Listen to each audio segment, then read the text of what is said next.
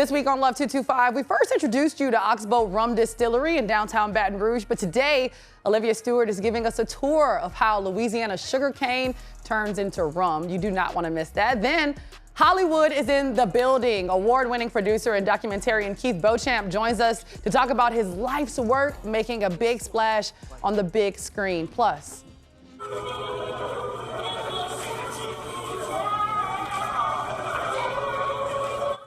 the sweet sound of music. We have a very special treat joining us here in the Love 225 studio. Vocalist Ariel Simone shares her story of survival and her vocals.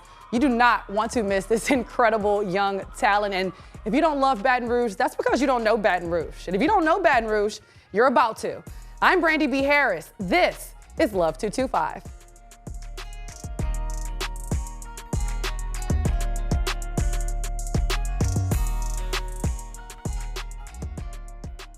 The only single estate distillery in the state, in Louisiana, and one of the only single estate rum distilleries in the country. We own the sugarcane fields, the mill, and the distillery. We own the entire process, as we say, from cane to glass.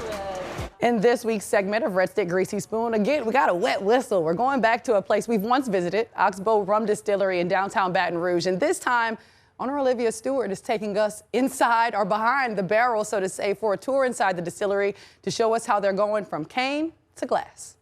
A bigger industrial size one of these in there. Yeah, actually six of these. Six of these in there. To give you an idea, each individual roll in the big mill weighs 10 tons. And how about how much cane does can it process?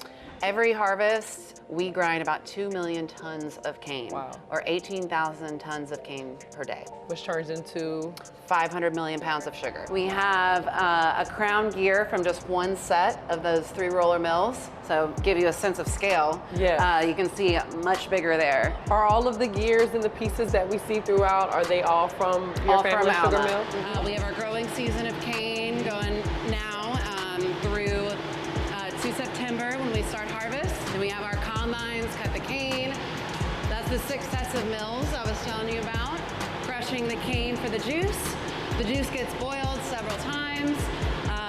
Each time you get different grades of molasses coming out. So we're adding yeast with our raw ingredient into these tanks, and that's when the production of alcohol begins. Distillation is unique to spirits or liquor. Beer and wine, they're essentially done after the fermentation process. We keep going, and that process takes about, depending on the size of the batch, anywhere from 4 to 8 hours. If it's an unaged product, we'll go straight into these tanks and proof it down with deionized water to a bottle proof, and we'll bottle it, package it, and ship it out to our distributor. Okay. This is essentially to kind of communicate with that bourbon drinker or those bourbon consumers. It's all the rage right now, we get it. Here, with that product, we're really trying to show people that rum can be just as sophisticated. Yeah, and which rum is this in here? This is going to be a barrel-aged straight rum. Okay. And so you can do it either barrel proof, which is very strong. You want to try? Sure. Go for it. So it's just like pick it up like a straw. Yeah, it's like a straw, exactly. You can drop it in here. There you go. Nice. Awesome. Just lay it back down? Yeah. Okay. And then you get to try straight from the barrel. Awesome. Cheers. Cheers.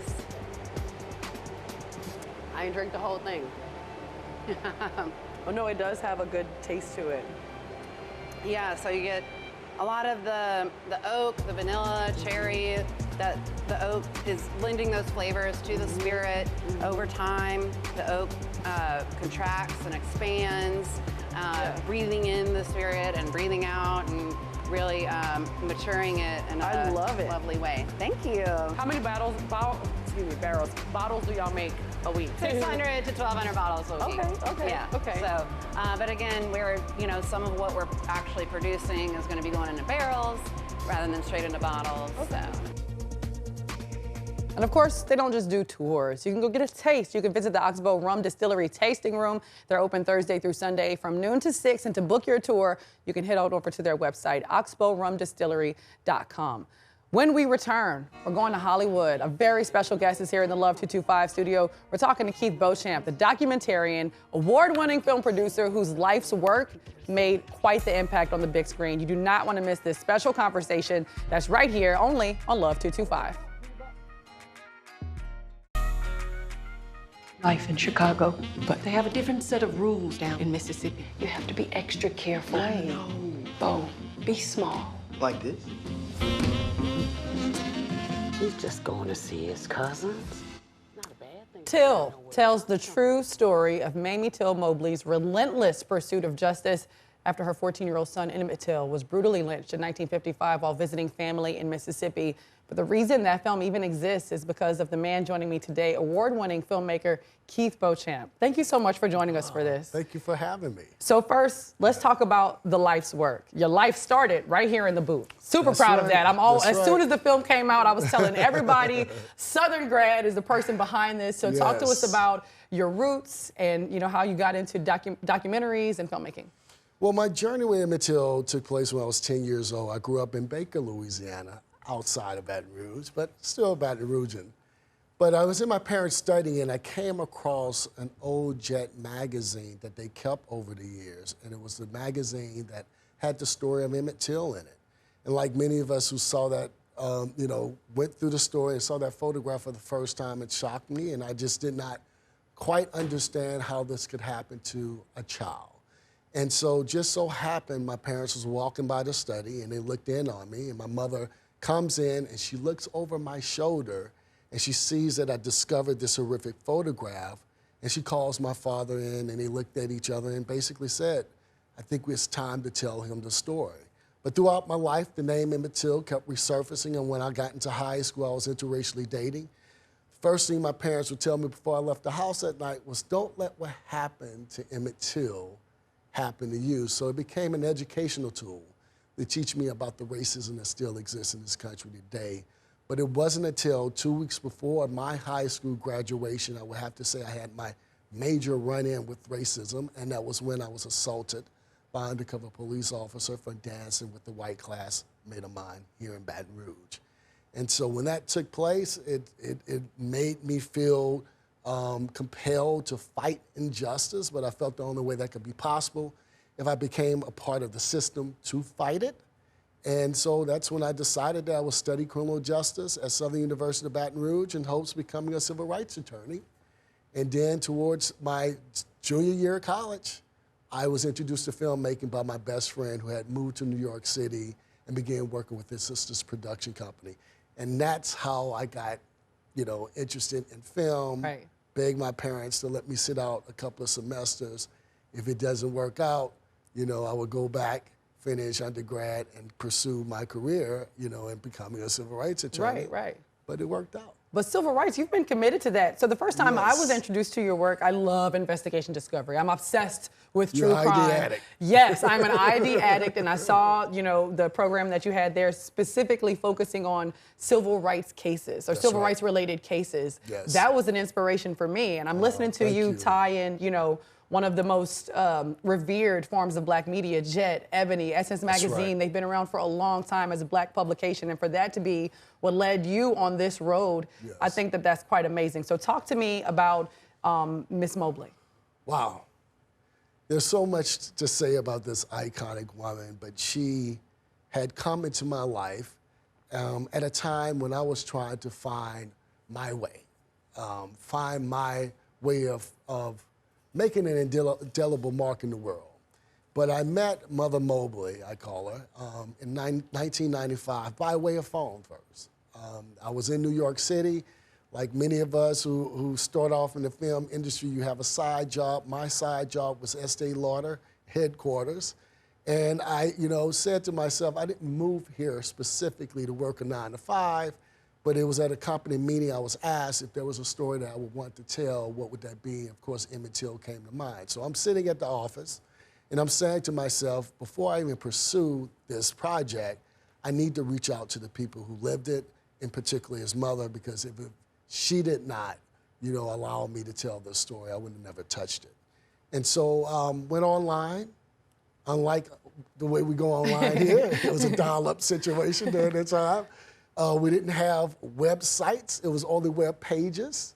But I discovered a page of the Emmitt Till Foundation, and it had Mother Mobley's information at the bottom of it, and I decided to call. And of course, I picked up the phone immediately, called her. As soon as she picked up, I hung up in her face. Oh my gosh. Didn't know what to say, wasn't expecting her to answer. Didn't know what to say. I'm in my early 20s. I did not want to open up old wounds. I did not quite understand what she had been through because I had not followed her story. I only knew the story of Till. And so I fussed at myself, picked up the phone, called her back, and as soon as she picked up, I apologized, and she could sense that I had, you know, I was a little nervous. And she just said, baby, talk to me and let me know what you want. And I opened up to her, told her how I felt that Emmitt was my kindred spirit. Wow. My journey learning about his story, and I felt compelled to reach out to her because I had this idea, a crazy idea, of telling the story of Emmitt Till on the big screen. And that, in turn, started an 8.5 relationship because I met her face-to-face in 1996. And that relationship flourished to the point of me becoming her foot soldier, and she inspired me to continue the work that she was doing already, which was to fight for justice for her son. Talk to me about this film. Obviously, I know one of the big headlines for folks who may not be from here, Whoopi Goldberg is in it. She's attached to it. Danielle Deadwyler nominated for multiple awards, deservedly so. If you haven't seen it, you'll see why she deserved. I think she deserved to win some awards for that. What do you think will be the long-term impact? I mean, we know that films last, like books, they last a long time, and they can completely shift and change and shape what people think about certain moments in time, certain stories. What do you think will be the message or long-lasting impact from Till, the film? Well, I'm glad you asked that question because, you know, Brandy, this is the second time of me telling this story. The first was my documentary, The Untold Story of Emmitt Louis Till, that came out of my 8.5 relationship with Mother Mobley, because out of a failed attempt of telling this story as a feature film first. And so my life kind of came in full circle. And so off the heels of The Untold Story, which led to the reopening of the case in 2004, I've always felt I may have an opportunity, a second opportunity to tell this story as a feature. And so it's been a 29-year effort to get to this point for myself. It took 67 years for a film like this to be made. 47 years Mother Mobley had fought to get this story told. She, in fact, had 2 movie deals in 1956, but she was never able to produce the film because of the turbulent times. So all the way up to her last breath, she was not only fighting to get justice for her son, she was also fighting to get this story on a big screen, because I truly believe in what she was telling me the whole time, being young, not understanding and processing everything, that she understood man's blueprint when it comes to liberation in this country. And what I mean by that is through the story of Till that we could learn collectively how to move this generation forward, because Emmitt was the catalyst that sparked the American Civil Rights Movement. Now, in the making of the film, you know, you mentioned the great Whoopi Goldberg, also Fred Zolo, Barbara Broccoli from the James Bond franchise, Thomas Levine, and my other producing partner, Michael Raleigh, and co-writer partner as well. And these great people came into my life close to 20 years now. Well, we're going on 20 years. Wow. So it practically took us up to 20 years to get this film made, even with these iconic names, because the story of Till was a story that was supposed to be forgotten. And so what I wish and hope that people would take away from this, which is very important, because this is something that Mother Mobley instilled in me. And she kept saying, you know, along the way, she would tell me, you know, if you follow me, I live by my quotes every day. But Mother Mobley often said a statement to me, and that statement was, Keith, you must continuously tell Emmitt's story until man's consciousness is risen, because only then that would mean justice for Emmitt Till. For the longest time, I didn't understand quite what she was saying. And later on, as I matured and I understood the case a lot more, and then looking in hindsight at some of the things that she was trying to say to me, those words were prophetic in many ways. And what she was trying to say is no matter how hard I fight, no matter how long I fight for justice for Emmitt Till, I may even attain courtroom justice, but it's not going to stop all the Emmitt Tills of the world from happening. And that's what she wanted us to learn about the Emmitt Till story. And this is why she wanted us to tell this story time and time again, because when you hear about the slaughter of black and brown in the streets of America, whether it's at the hands of those who are sworn in to protect us, or whether it's at the hands of white supremacists, those cases are the Emmitt Tills of the day. So we must not disconnect Emmitt Till of 1955 from what we're seeing on the streets of America. And that is our wake-up call, to come together again collectively to awaken the sleeping giant in us so that change could actually happen. Raising the consciousness of humanity. That's I right. love that.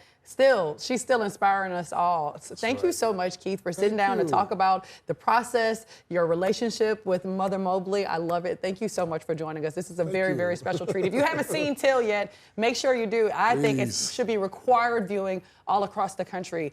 When we return, we're talking to a young woman who is sharing her story of divine intervention. But wait until you hear her voice.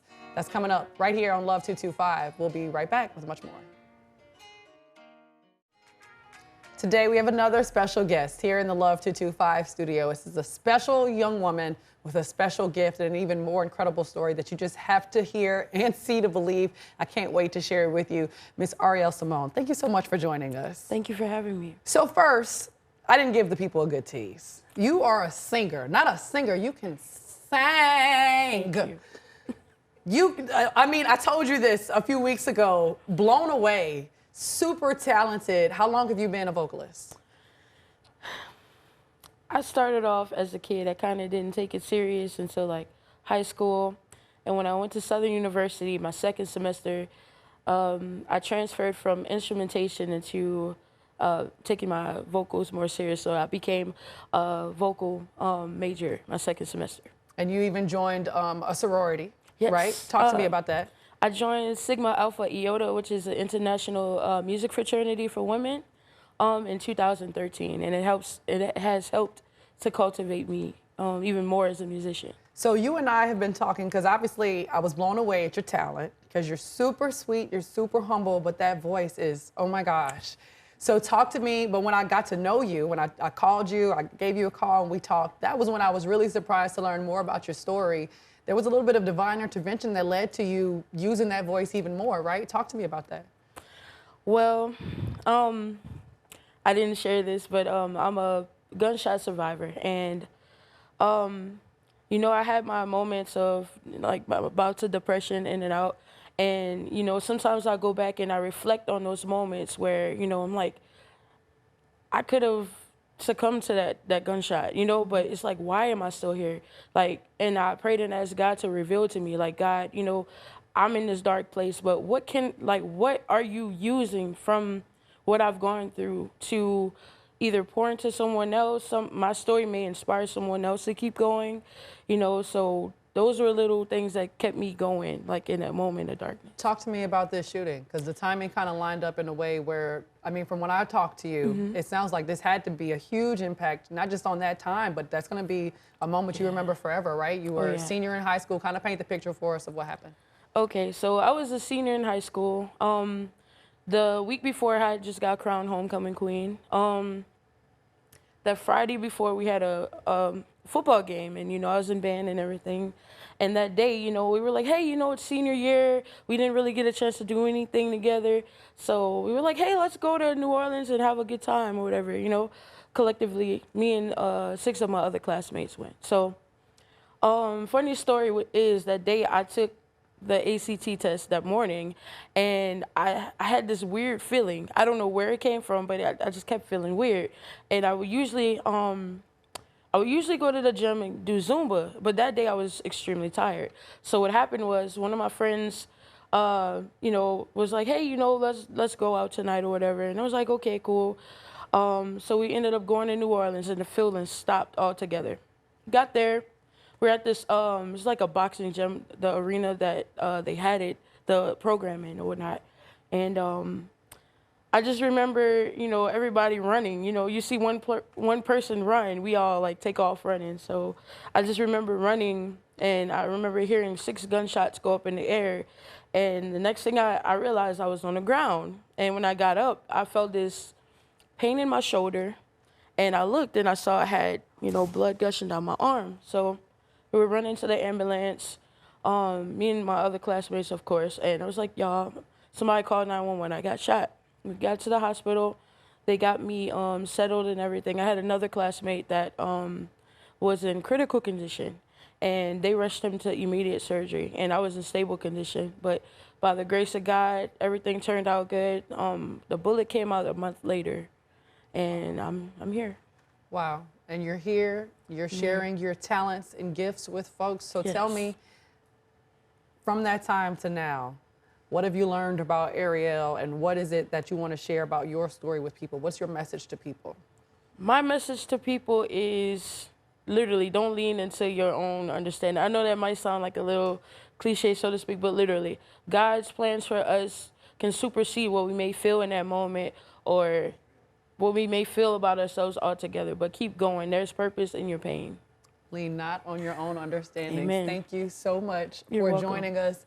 You're going to stick around. She's going to have some fun with us. We're going to play some games in this next segment. And you do not want to miss it because she's going to share her very, very, very special gift with us. You do not want to miss that. Don't go away. Once again, we're going to be asking all of our guests, is it a 10? So stay tuned. We've got much more Love 225 still to come right here. Stay tuned.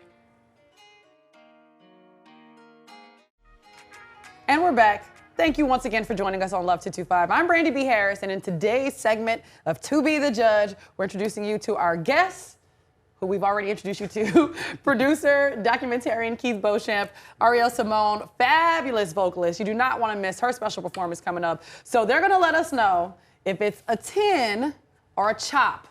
We want hot takes, honest opinions only, okay?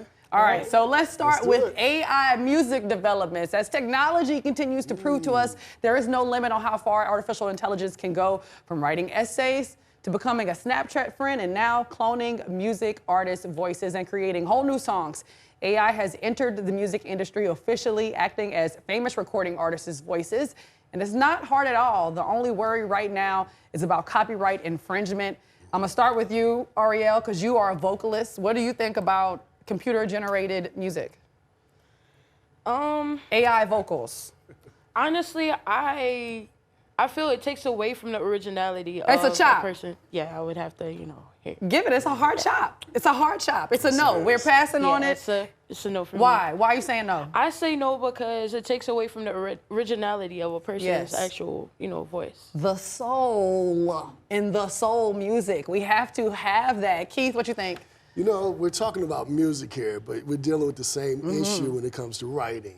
Now, there's pros and cons to it. I think we all evolved in the AI world.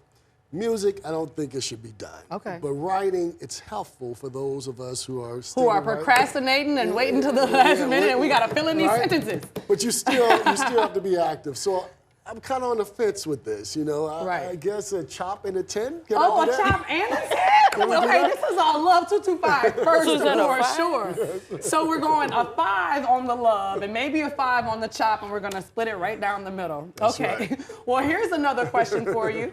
Would you try vitamin seaweed? Yeah, we're talking about real seaweed that has incredible nutritious source of vitamins, minerals, and antioxidants.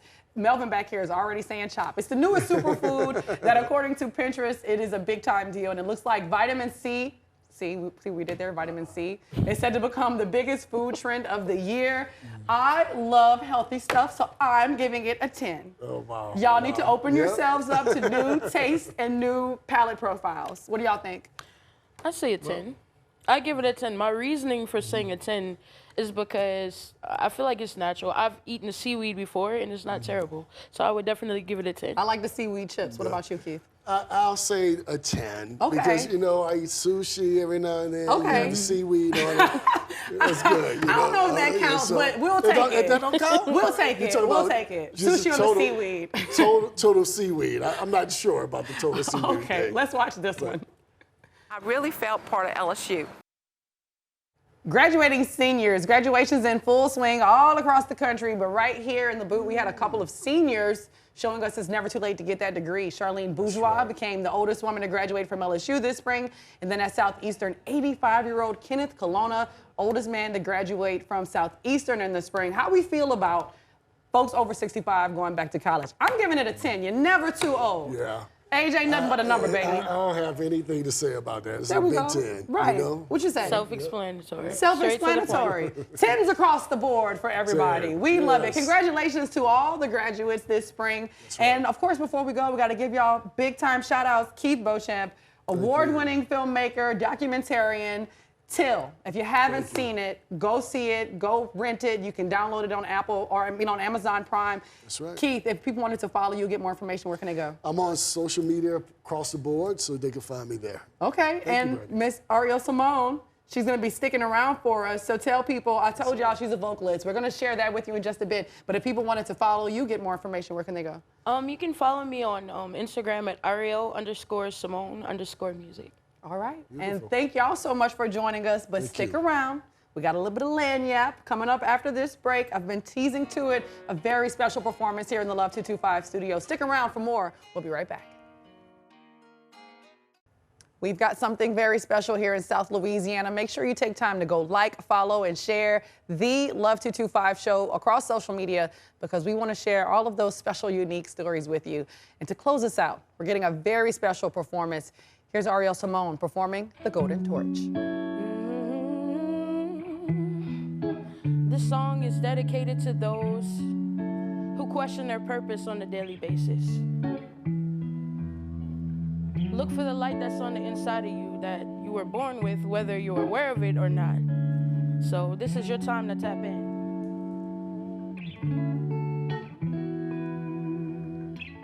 It's getting kind of hard to tame my mane with a misplaced crown. I feel that I'm at war, trying to refrain from looking down. Everywhere I go, I feel that I am out of place.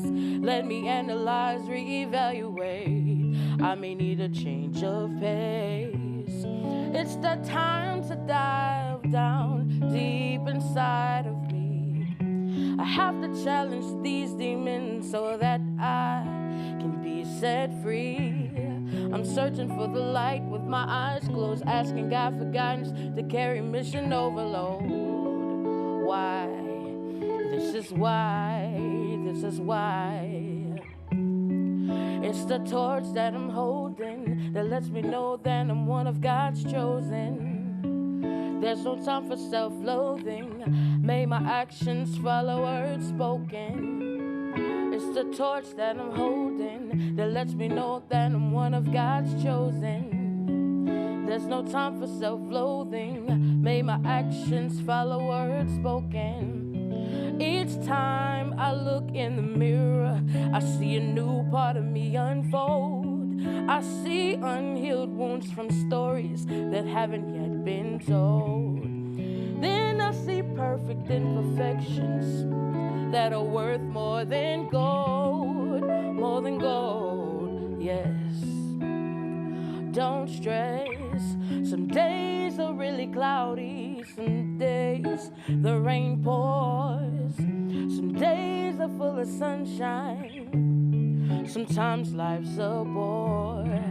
Life's biggest blessings usually come after a storm.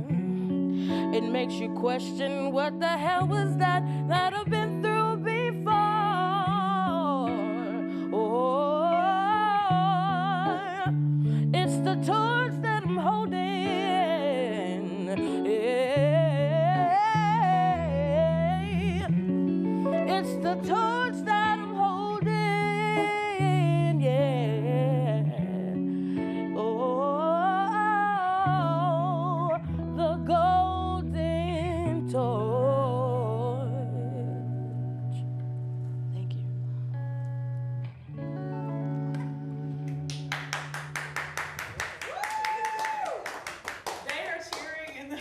bro.